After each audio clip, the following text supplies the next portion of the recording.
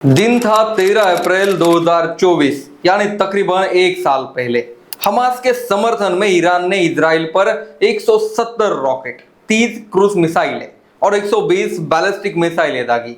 इतने बड़े हमले के बावजूद इजराइल में केवल 2 लोगों की मौत हुई। इस हमले को टाल पाने के पीछे सबसे बड़ा कारण था इजराइल की पहले से की गई तैयारी। नागरिकों ने बम शेल्टर और बंकरों में पनाह ली और ईरान के इस हमले को बेअसर कर दिया। युद्ध शुरू होने से पहले सीमावर्ती इलाकों में सबसे पहले बंकर तैयार किए जाते हैं और तभी जाकर युद्ध की असली शुरुआत मानी जाती है। भारत के पास 500 किलोमीटर रेंज वाला यानी इस्लामाबाद तक को निशाने बनाने वाला ब्रह्मस मिसाइल, राफेल फाइटर जेट और एयर डिफेंस के लिए रशिया से लाया गया S-400 और तेज पेट्रोलिंग ड्रोन जैसी पूरी एक व्यवस्था है। इस युद्ध में वायुसेना की भूमिका सबसे अहम होगी और पाकिस्तान की सैन्य ताकत इसके सामने टिकती नहीं दिखती।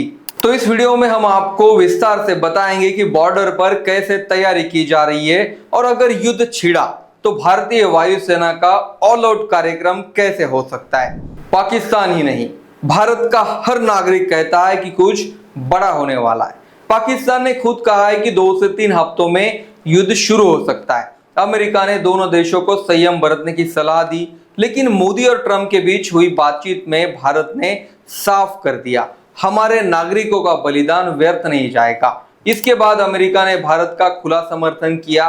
वही रूस, जो भारत का पारंपरिक मित्र है, पहले ही भारत के साथ खड़ा हो चुका है। युद्ध से पहले अंतरराष्ट्रीय स्तर पर कूटनीति से समर्थन जुटाना जरूरी होता है और विदेश मंत्री एस जयशंकर ये जिम्मेदारी बखूबी निभा रहे हैं। सीमा के गांवों को सबसे पहले नुकसान होता है और अब वहां युद्ध की तैयारी जोरों पर है। पंजाब, राजस्थान, गुजरात और जम्मू कश्मीर की सीमा पाकिस्तान को लगती है। जम्मू कश्मीर पर पीओके है जो भारत का अभिन्न हिस्सा है, लेकिन अभी पाकिस्तान के कब्जे में है। राजस्थान की सीमा रेगिस्तान में है और गुजरात में कच्छ का रण दोनों देशों को जोड़ता है। 1965 की जंग हो या कारगिल का युद्ध, सीमा के गांवों को हमेशा भारी नुकसान उठाना पड़ा है। इससे सबक लेकर भारत ने अब इन गांवों में इंफ्रास्ट्रक्चर खड़ा किया है। मोदी बंकरों का निर्माण मोदी सरकार के दूसरे कार्यकाल में हुआ, जिसका उपयोग अब संकट के समय में होगा।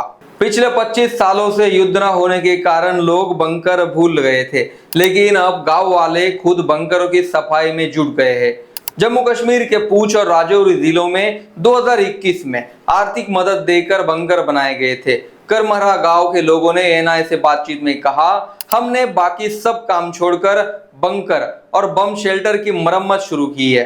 शांति बहाल हो तो बेहतर ही है, पर जिन 26 लोगों की जान गई है उनके लिए किया गया हर विरोध कमी है। अगर मोदी सरकार युद्ध का फैसला करती है तो गांव वाले सेना के साथ खड़े रहेंगे, जान की आहुति देने के लिए तैयार भी हो जाएंगे।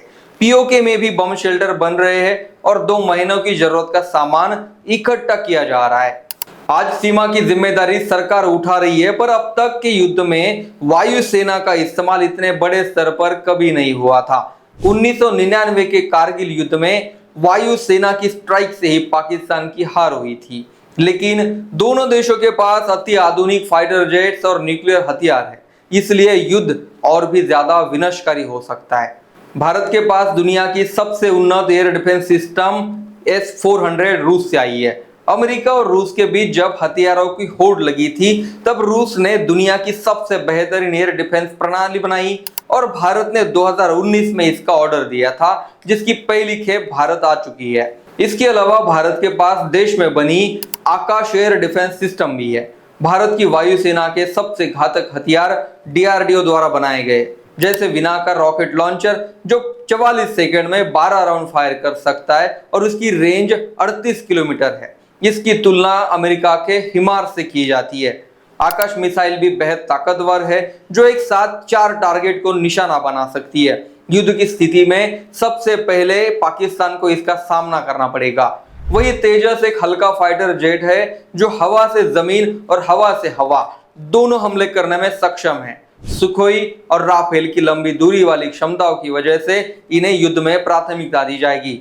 भारत के पास ऐसे मिसाइल है जो दुश्मन के विमान को पलक झपकते ही गिरा सकते हैं और वायुसेना का सबसे बड़ा हथियार है ब्रह्मोस मिसाइल, जिसकी रेंज 500 किलोमीटर तक है। इसे जमीन, हवा, समुद्र से लॉन्च किया जा सकता है। ब्रह्मोस की विशेषता है यह बेहद ऊंचाई या बेहद नीचे से भी उड़ सकता है, जिससे दुश्मन की एयर डिफेंस को इसकी भनक तक नहीं लगती। मलेशिया, इंडोनेशिया और वियतनाम जैसे देश भी ब्रह्मोस को खरीदने में रुचि दिखा चुके हैं।